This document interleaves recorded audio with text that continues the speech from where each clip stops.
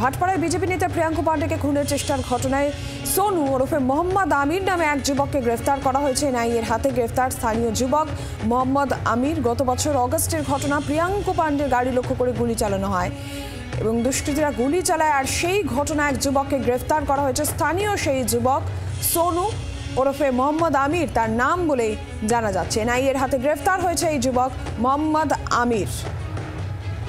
ভাটপাড়ায় BJP নেতা প্রিয়াঙ্কু পাণ্ডেকে খুনের চেষ্টার ঘটনায় মোহাম্মদ আমির নামে এক যুবককে গ্রেফতার। আরো বিস্তারিত জানাবেন বরুণ সেনগুপ্ত, টেলিফোন লাইনে রয়েছেন প্রতিনিধি। বরুণ, কি খবর পাচ্ছ? দেখো, মোহাম্মদ আমির ওরফে সোনু, এই সোনুকে কিন্তু দীর্ঘদিন ধরেই কিন্তু খুঁজছিল এনআইএ। এরপরে কিন্তু দুবার তার বাড়িতে কিন্তু নোটিশও পাঠানো হয়, কিন্তু সেই নোটিশে কোনো মতেই সাড়া দেয়নি এই সোনু। তারপরেই কিন্তু গতকাল তাকে গ্রেপ্তার করে এনআইএ।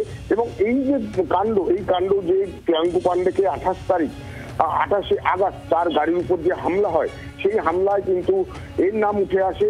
মূলত যেটুকু এখনো পর্যন্ত জানা যাচ্ছে যে তৃণমূল কর্মী এই সোনু তার বাড়ির থেকেই তাকে আটক করে কালকে নিয়ে যায় এবং আজকে গ্রেপ্তার দেখিয়েছে এনআইএ।